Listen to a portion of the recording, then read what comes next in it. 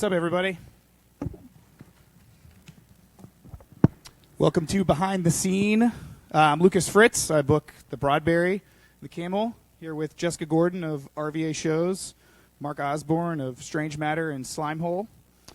Behind the Scene is a concept that we came up with in which promoters bringing Richmond to music could interact with everybody in Virginia and Richmond and beyond. So, between the three of us, we book about a dozen venues in Richmond and beyond, including the Camel, Broadberry, Strange Matter, Capitol Ale House, Gallery 5, Champion Brewery, Canal Club, Shaka's Live, Carey Street Cafe, and a couple more. So it's pretty cool. So we want this to be an interactive conversation, not just us talking to you. So we'd love to answer any questions that you have. If you want to write them in the comments down at the bottom. And we also want to hear from you what bands you want to see us try to bring to RVA. So let us know that in the comments as well. And we have Erin over here who you can't see, but she's going to let us know what you guys are saying so we can talk about it. Yeah, so like Jessica said, throughout the time we're live, we got Erin over here, our wonderful marketing and special events director. She's going to post some trivia questions for you guys to win tickets to shows that the questions are about. So keep an eye out for those. I think she's going to toss one up now. The first to comment the correct answer wins the tickets. Stick around. We're going to give away a ticket to the Sold Out Always show a little bit later. Yeah. So just to get the ball rolling, we're going to take a quick second and introduce ourselves, tell you where we came from, how we got into this crazy business. Mark, man, why don't you take it? Yeah, it's my pleasure. I grew up in a small town in rural southwestern Virginia, Appalachia. If we ever wanted to go see a band of note, being a fan of live music, I had to travel an hour and a half at the minimum, or more like 3 hours. So we started booking shows in rec centers and garages, and it was tiresome, same 30 people every time in a small town. So I moved up here to be a part of a scene instead of trying to build one where one wouldn't exist. Started out doing didn't know anyone for a couple years and kind of just was a bystander. And then started doing house shows in 2006, and then small bars like Nara, Artist Underground, The Triple until they closed. There was a time when I was just in the middle just doing like record label distributing mail order stuff. And then Strange Matter opened, and since 2011 I've been booking there, and for the last 5 years independently for a number of different places, and also some talent buying for Virginia Comic Con and a couple breweries and a few private events. And a lot of that thanks to the two of y'all for co-promoting with me. Yeah, man. No, that's great. Hey, Jessica. They said they can't hear you. Me? Yes. Yeah. Can you hear me now? I think that's a yes. Is your mic off? Hold on. That I can't answer. Technical difficulties. Yeah, here you go. Okay. All right, is that better? Okay. So I grew up in Virginia Beach, where kind of unlike Mark's experience, there were lots of shows when I was growing up. So actually the first show I ever went to see was Guar, and when I was like 12 or 13, and then for like a couple months after that, I thought all shows were going to be like Guar, because I had no idea, but they weren't. But I used to go to shows at this place called the Atlantic Beach Club, which was a all-ages, non-alcohol venue where I was allowed to go, I think, because my band teacher in 8th grade owned the place. And in retrospect, he was this really cool guy who booked all these crazy punk shows that I got to see when I was a young kid, like Fugazi, Corrosion of Conformity, and Bad Religion, all sorts of really great bands. And so then when I moved to Richmond to go to college, I just kept going to shows. And then when I turned 21, I was sick of waiting tables, and I thought I wanted to bartend, so I randomly walked into this club where I would go see shows called Twisters all the time and asked for a bartending job and got it. And that's kind of how I first got into this business and ended up working there for many, many years and sort of inadvertently learning how to be a promoter, which wasn't something I tried to do, but it just kind of happened. So that's what I've been doing for like the last 16 years, and then I'm also a professor at VCU. And a doctor. Well, a doctor. PhD doctor. That kind. Dr. Gordon. Cool. Yeah, so I grew up kind of around here in Southside playing trumpet and guitar. I went to VCU, studied jazz performance, of all things. Also minored in business. When I was so growing up as a teenager, I would come down and go to shows at Twisters, which was at that time Nancy Reagan and Alley Katz and the Canal Club, and it's pretty much all shows I think that you booked, which is kind of wild. Yeah, so while I was at VCU, I started interning at the Camel, putting together like jazz showcases, and I started learning everything from working the door to bar backing to running sound. Started booking shows, Sunday through Wednesday. Then I got to book a Thursday, and so on. When I graduated, I was gigging up and down the East Coast, still booking shows at the Camel, working at a church. And then whenever the Broadberry opened in April 2014, I kind of put all that on hold permanently, semi-permanently, and just started running these two places, booking shows. About a year and a half ago, almost 2 years, started doing some stuff at Capitol Ale House. Yeah, and that's about it. We've been teaming up a little bit more recently, and it's pretty cool. So, I know personally growing up, and even now, a lot of my friends and family see, you work in concerts, you work in music. I don't know if you guys experience this, but like everybody's like, oh man, it's just like a party every night, and that's kind of wild. But it's not really that. There's a lot of work that goes into it, and also some like crazy stuff. So now that you guys have any like horror stories or like crazy stuff that's happened at shows or promoting shows that you want to share with folks? Yeah, the misconception part, it's funny you mentioned that because after a decade of trying to explain to my family what I do, I still don't think that they understand what I do. And also a lot of times you'll talk to people with no music industry experience and I'll explain to them kind of like what I do and they'll still maybe not get it until I say like legalized gambling is the term that people sure. and then people are like, oh, now that makes sense. You buy it and hope to sell it for more. It's like, I think I'm going to sell this many tickets, so hopefully Yeah. I do. So, yeah, that's the one thing is like the legalized game. But as far as a horror story goes, the early days of Strange Matter is one that stands out pretty hard. Had a prominent emo indie rock band playing, and 4 people came in and bum rushed the door guy and took the cash box. And the cops ended up finding them based on what jacket they were wearing, because that's all we really remembered, and it was before Strange Matter had cameras, so we couldn't pull up any camera footage. So there's like chasing Strange them Matter down. has cameras? There's like chasing them down the sidewalk? A couple staff members like chased them as far as Dude, that's they wild. figured, but there was 4 of them, and they like split off and didn't work. And we got hit up like the next day, and the cops found the person. And so we had, Richmond's finest, folks. and so we had to go to court. But it was 2 months later, and we didn't really remember what the guy looked like, and I wasn't going to be comfortable saying it was this person that it probably, maybe wasn't. Yeah. And we sat in there for about an hour, and then they came up and they were like, "Are you guys with Strange Matter?" And we said, "Yeah." And they were like, "Oh, he confessed. You can go." So definitely was really worried that I was going to just be like, I can't say if that's the guy or not. Yeah, man, that's crazy. I remember the days that Campbell used to have just like a box of money at the door. It's, all you need is one crazy person coming in, and that's all the money on the show. And that sure is a loss in the gambling world. Yeah. Yeah. Yeah. I don't know, what about you? I mean, you put on infinitely Yeah. more shows than both of us. Well, I haven't really I've never had any money stolen, but I did have like a weird money thing happen sort of at the beginning, like in the early days, long before small clubs ever had, tickets where you could scan them like we do now. We would just print our tickets, sometimes just at home, like on my home printer. And there was a show for, I think it was the band Thursday, and it was a sold out show. And after a lot of people were in, we started realizing that there were like way more people in there than should be. And then we counted the tickets, and we found, I don't remember exactly how many, but maybe like 40 extra tickets that didn't exactly, bootleg tickets? like counterfeited bootleg tickets, yeah. And so that was a thing, and that was like a lot of money back then because they were like $10 a piece for a show. It was a lot of money to have 40 counterfeit tickets. So that happened that one time. Never happened again after that. But other weird things happened. That was at Alley Cats, and other weird things happened at Alley Cats too, all the time. But one thing that stands out in my mind was a night when Midtown played, and I think one misconception people sometimes have is that like a lot of the work happens during the show, but really like most of the work for us happens between like 12 p.m. and doors at 6 or 7 or whatever.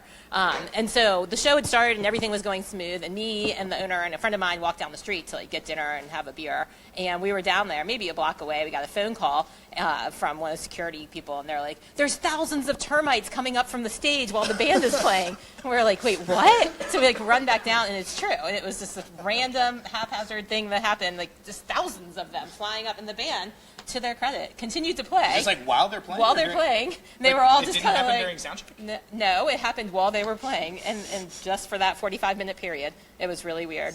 So that happened. But most of the experiences I have are good. Those are just two weird ones. You are right though that like all the work, like once the show starts, like the work is kind of over. Yeah. You know, for us. Well, for us, right? I mean, the band still have to play. Especially a sold-out show. Yeah, sold out shows are the best. Usually done an hour before doors open. Settle usually. when the bands show up. You don't have to worry about selling tickets at the door and everything. We have our first trivia winner. Jay Landon Elliott answered the correct trivia question for the Frankie Cosmos. Awesome. Congrats. All right. Congratulations.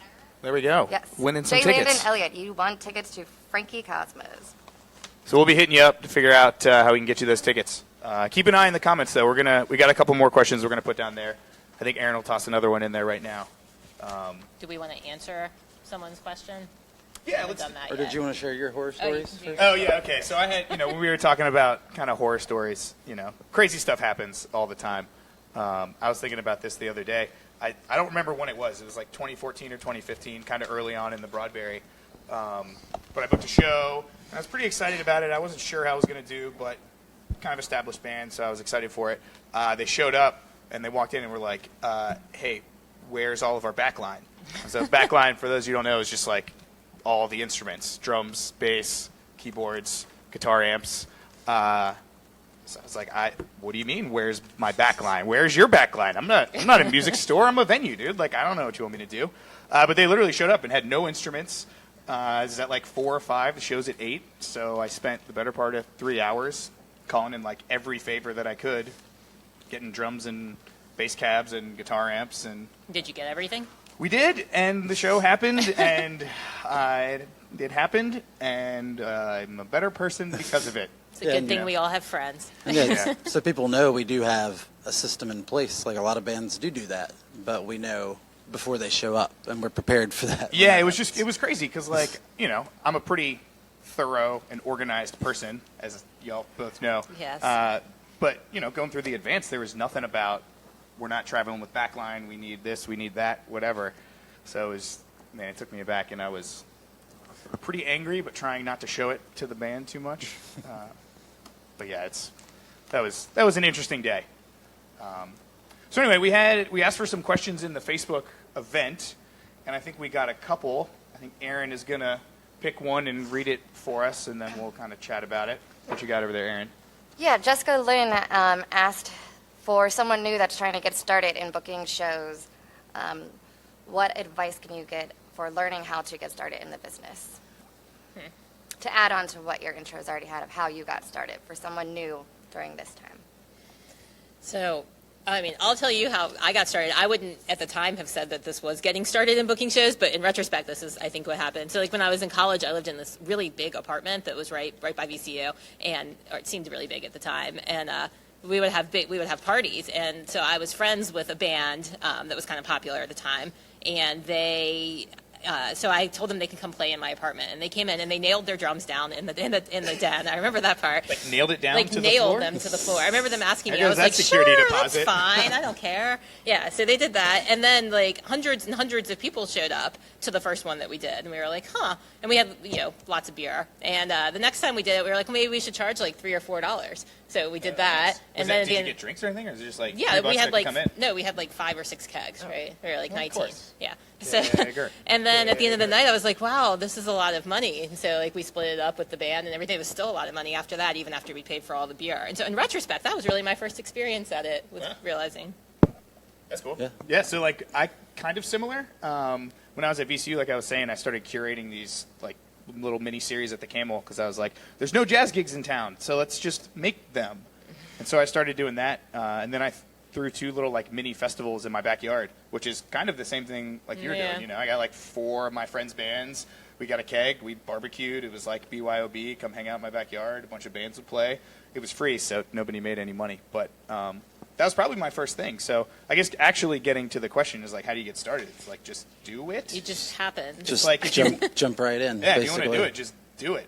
Like, I don't know. Yeah, it Mark, was- what do you think? No, yeah, it was a hobby for me for a long time before I ever thought it would be a career. Yeah. Like I went to school and turned a hobby to a career by the time I graduated, and so yeah, just basically jumping right in. When I was like a late teenager, we would just pay $50 an hour deposit to rent a rec center room and just load bands in and charge at the door.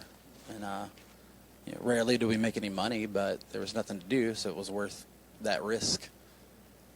Yeah, I remember playing some like VFW shows down in Petersburg when I was in high school. Yeah, where it's like 15 hardcore bands on the show. We did that, and then a friend's dad's garage we did some shows in, just for lack of things. So, yeah, just whatever you have available, let's say, like, use it. Whether that's friends that work at a venue, like, see if you can come just shadow them, hang out. Like, if you've got any friends in the industry, just ask questions. Don't be afraid to. Yeah, just do it. So, To add to that, would you recommend or do you need a music degree to be a promoter or to do what you're doing?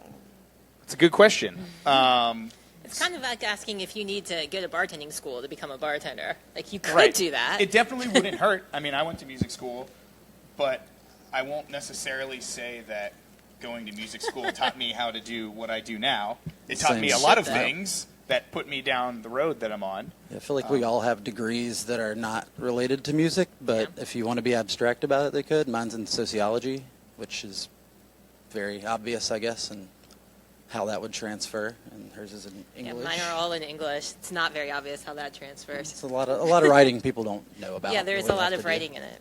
Yeah, A lot of arguing. I would say if you are in school and you're trying to learn some stuff, I mean, accounting is pretty Go to important. business school. Learn how to use Excel because it's like the best program ever created. Yeah. And otherwise, you just have to be me and ask Lucas every time you need to do anything in it. Yeah, learn how formulas work. It's pretty great.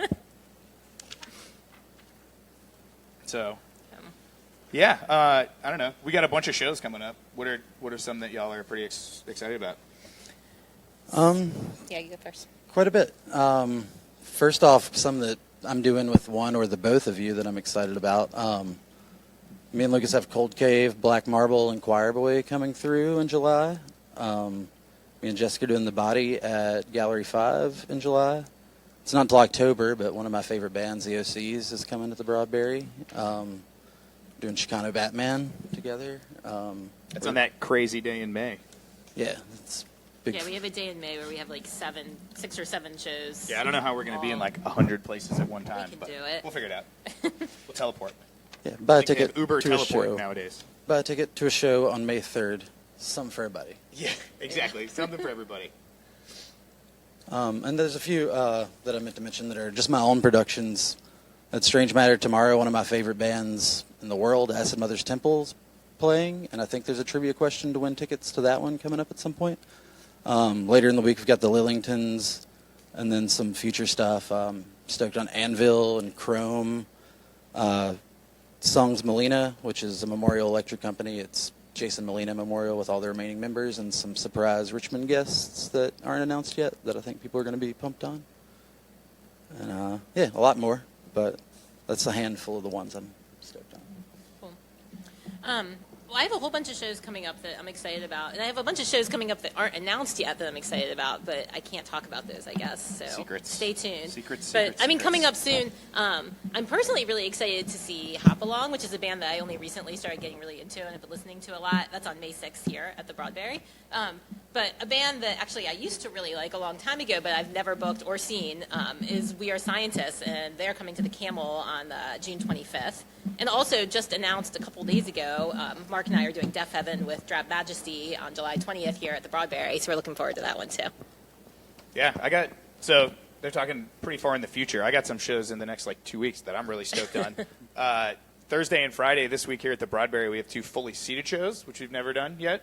We're filling up the whole room with chairs. Thursday we have Todd Snyder from Hardworking Americans, and on Friday we're doing a live podcast taping from the podcast Criminal and Love and Radio, which is going to be pretty I'm cool. coming to that because I listen to Criminal all the Yeah, time. Jessica's going to come as a I've been fan. counting down on that one. I'm making her buy a ticket.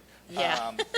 And then Saturday we're doing this like all-day event, the RVA all-day block party with No BS. We got a big stage that's going outside. We got bands outside from 2 to 10. We're coming inside from 10 to 2. It's going to be exciting. It's just like this big production. This is the biggest production you guys have pulled off? Or Yeah, it's I think 12, 8 bands, 10 bands, 12 bands, something It's like a that. lot. But it's all local bands too, which is pretty sweet. Yeah, it's some of the best in town for sure. Yeah, and it was pretty cool, eclectic bill. But going a little bit further into the future, Rival Sons on May 8th here at the Broadberry. I'm stoked on them. Rock and roll band. They're pretty killing. And then Gallagher, that dude that smashes watermelons, is going to be here May 11th. That'll be something else. I still have to build his smash table. I think the specs are in the rider they sent over, but we'll see. Build the table and paint it red. Yeah, Aaron, we got another trivia question in there. Do we have a trivia winner yet? We do not have a winner yet, so but I do have a question for you all. Okay. All right, go for it. This is an interesting one from. I just lost it. Well, I can't find who asked it, but I thought it was good for you guys. What is one of the favorite shows that you have attended that had zero involvement from your part, that you actually were able to enjoy as a patron and a guest? What venue, what band, and why is it one of your favorites? Interesting. I don't know. I'll go first for that one. So I still love going out to music all the time, all the time. And one that really sticks out for me is I went and saw Leon Bridges at the National. I think it was in December of this past year. But it was great. It's this like soul revival. I mean, I'm super into the Motown sound. I played in a band with that kind of music for like 3.5 years. So I was really stoked on that.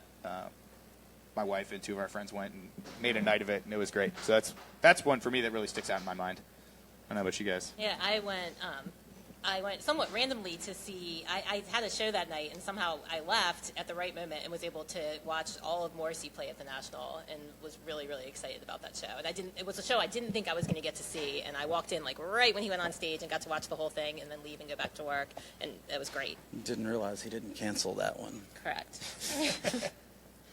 I still try and travel for shows a lot. Not a lot, not as much as I used to, but some of the more recent ones that stick out in mind was seeing Jesus and Mary Chain in New York. Been the last 2 years out to Psycho Las Vegas Festival, which is 70-ish bands at the Hard Rock. It's always a lot of fun. It ends up being kind of like work because there's so many people I know from work there at these festivals. But I'm still not involved whatsoever, so I can lay back and enjoy and just watch the production go down. Yeah. Do you guys have any shows you're going to coming up that you're not promoting or working that you're stoked on?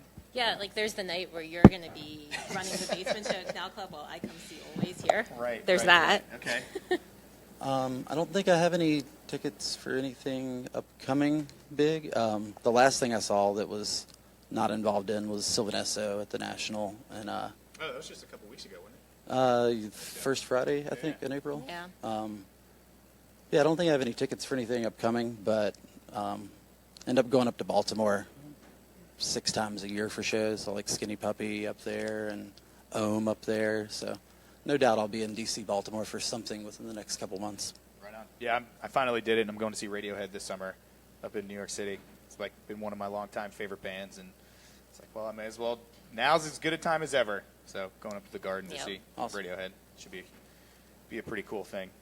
How are we doing on the trivia? We got any winners? No winners yet, but you have close to 50 viewers. So I think if you guys could maybe even offer what a lot of folks are asking is, what would you recommend or what would you prefer bands that are trying to get booked by you? What can they provide to you, and what is the right and appropriate manner of That's a good question. you securing It's a great that? question. I'll start by saying we have this Google form, I think, on all of our websites yes. that you can go and fill out. I will add the link. It's just this giant database of local bands that Jessica came up with the concept for. Because we were all doing it in our heads before, and I was like, why am I trying to remember 400 local bands? Yeah, it's crazy. We should But- have them written down. Yeah, and so it's in there, and we can sort it by genre, and we can sort it by a lot of different things. A lot of times we're looking for locals to play shows or open up for To open up for bands. big acts, too. Yeah. So go do that if you want to play. That's just one thing. I don't know. What do you guys think when people are reaching out? What's the best thing for them to do? I think just being concise. I don't really look at EPKs or electronic press kits. Don't send me a novel I either? don't want that. Clear and concise. Mention your history in the region, in the market, particularly any of the venues that we work in. Links to streaming audio, not links to a Facebook page where we have to find the best songs. things like that. Yeah, I mean, I There's one agree. about- Those are all things you should do. So I'll say something you shouldn't do then. So I guess what annoys me is when I get emails from bands that are like, "Hey, I'm from Cincinnati, and can we just hop on that show you've got next week?" Like that hop on question is like really annoying because there's never a time. It's not up to us, first of all, to like. We can't just like put bands on shows. We have to have permission from booking agents and managers and all sorts of people. And it's a time. It takes quite a bit of time and work to get it done. Yeah, and also like why would does we- this like random out of town band Yeah. make sense to put on the show that Exactly. it's And- Hopping on shows is really like a house show kind of thing, not a professional venue kind of thing. I think Right, you've mentioned before too. It's equally it happens with locals too, where they only hit you up to play the show you announce. It's going to have hundreds and hundreds of people. They don't hit you up to play the smaller shows where you actually like need them to help. And those are usually the bands we end up trying to put on the bigger shows because they were down to help play the smaller right. ones. It's also like try and put together your own show. I mean, I know a lot of the stuff we do at the Camel is like here's a band and like help us make a full bill. 3-4 bands, put in the work, help me put in the work so that in the future when I need somebody to play an actual big show, I'll think of you because I know you're going to put in the work when it matters. Yeah. Absolutely. What else you got over there, Aaron? Justine Fritz, Lucas, aren't you excited to see Beyonce? I can't believe you didn't mention that. Oh, man. I totally forgot that I'm also going to see Beyonce and Jay-Z. Member Yeah, of you the must have forgotten. Bayhive. Oh, yeah. It's going to be sweet. I'll go ahead and throw up another trivia question, but because we do not have a winner. Which question's missing the winner? The one that is missing a winner is this reunited English band formed in 2009 is coming to Richmond to play next week. Name all 5 bands on the bill. Oh, come on, guys. Just use Go Google. look at the schedule. Or go to our website. Yeah. And if so- no, Yeah, there's a easy. clue. It's on the Broadberry's website. It's also on my website, richmondshows.com. And also on it's it. even on another club's website Yeah. where it happens to be. yeah, I guess if no one gets all 5 bands, then maybe at least get a couple. Yeah, get at least the headliner. Yeah. That's the day when we have like 100 shows in town. So you've gotten So a lot of there's clues another now for which band it is. He already won one. Jessica already mentioned she's going to make me work it so she can come check out the sold-out I said show that here at the too. Broadberry. So, just listen. Use context clues. So Amanda posted a question in the Facebook event earlier today, basically talking about asking us how we deal with Facebook. She feels like sometimes she can't get away from Facebook, especially on Mondays or Fridays, because people are announcing shows and things are going on sale. So, she asked us, what challenges do we face in getting the word out, and what ideas do we have to make it better and or broader than social media? That's a good question. Yeah. I don't know if all apps are considered social media, but I think that Facebook basically stumbled into a really awesome event system. I don't think that's what they planned on doing. I think that they're just the ones that have done it best, and no one's really duplicated it quite like that. So I think it would take like a power player, essentially, to make something big. For sure. And I also find that, just the ad platform on Facebook, because you can target people so specifically, not in a bad way, I don't think. But, if you're really interested in hardcore shows or country music or whatever, I want to tell you about this show that I have. So it's kind of a necessary evil. But Yeah, but I do a lot of, as both of these Yeah, people we know, still a lot do of that. complaining about having to advertise on social media because from our end, there's no customer support. It's probably like the only business in the world where you can spend lots and lots of money and there's no support whatsoever. No phone and it's number. really clunky and difficult to use from our end. yeah, and it's always changing, too. And it's changing like, constantly, they're like on a changing weekly the basis. algorithm, they're changing the platform Yep. and what it looks like. And Literally, like every 2 weeks, have to stay on top of minor changes that they've made to just figure out how to get your word out to more people or not even more people, but the same amount of people or as just before. 2 people, and not like, oh, well, this time I'm going to spend the same amount of money, but it's going to go to like Yeah. nobody because I targeted it wrong or Yeah. whatever. So to answer that question, though, I feel like I don't know that we're going to get away from social media in the future, but I feel like we'll get better social media. And it seems like in the near future, something better will probably break through. Yeah, we've been, at least at the Broadberry, we've been doing a lot of Instagram stuff, putting videos on the Instagram story because that's where people are going. Facebook is, I don't want to say dying, but people use it a little bit less and in a much different way than they did 5 Yeah. years ago. Also, just the overall demographic of Facebook has changed over the last couple of years. You know, younger kids are not on Facebook, so when we have a show that's targeted at 12 to 18-year-olds, I mean, I can't buy a Facebook ad because it's going to go to nobody, and it's just Right. wasted money. You know, you got to get on Instagram and Twitter and Snapchat somehow, and you got to go to where the kids are. So, Yep. So yeah, as far as how to get away from social media, I guess we can't. but I mean, So things- Sorry. to answer that yeah, part. sorry, yeah, just be on Facebook would- every Monday and Tuesday at Yeah, 10 a.m. and noon. I would love So, to not look at Facebook for a week. It's definitely something I fantasize about from time to time. We'd love to be able to just text message everybody directly. That'd be Yeah, even give us better. your Just phone give us- number. yeah, exactly. We will text you. You will when- not have to open Facebook again. Yeah, exactly. They can make another Google form. Yeah. Well, Google form for everyone's phone number. Call it the Yellow Pages. Yeah. So if no one's answered the question, we could probably give them a couple minutes after we're done. Yeah, so let's toss that last one in there for. So always coming up next Thursday here at the Broadberry. Sold out. It's been sold out for weeks/months. Sold out in February. Sold out in February, so it's been sold out for a while. So we're going to give away a ticket to that. Check the comments for a trivia question. First person to answer that one correctly will be the lucky winner of a ticket to a sold-out Broadberry show. Yeah, any other thoughts, any other shows? If you guys didn't notice, we got flyers going up behind us for a bunch of cool stuff that we're doing either individually or as a duo or as a trio around town for the next couple of months. Yeah, Aaron, any other questions or comments or anything? Someone named Noma asked if there is any crazy stories from writers that you could share, or on the requests from artists. I did get that you my would favorite one I've ever maybe gotten the other day. Not calling out the band, but Oh, yeah. Can I tell yours? 'Cause yours. Okay, yeah. Or you thought what you were going to tell? I have a couple, but you can tell mine. So I told these guys one yesterday that I recently got.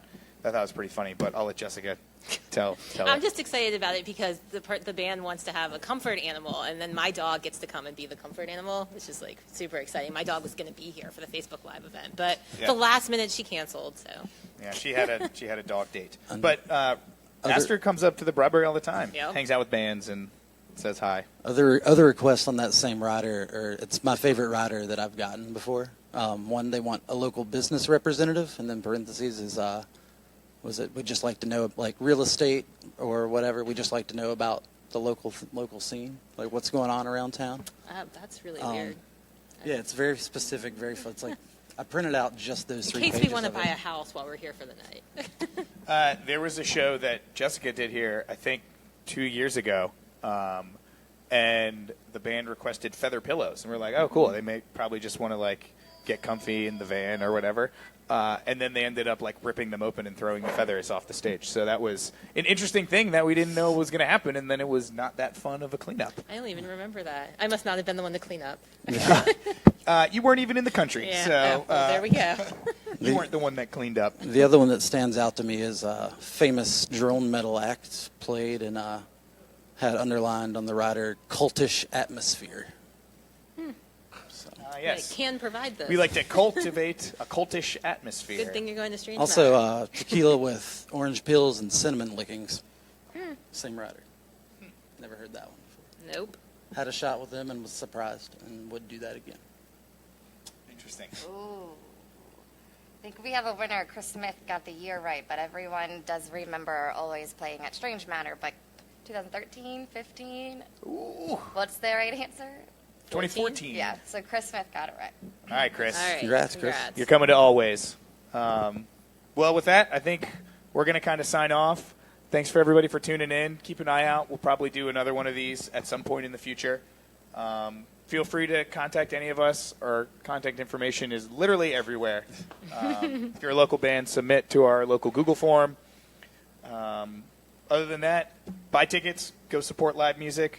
Richmond has a pretty great live music scene, so don't skimp out and don't hate and Anything. don't hate anything. Yeah. Just love everybody. Yep. All right. Thanks for All right. tuning in, everybody. Yeah, thanks everybody at the Thanks. Broadberry.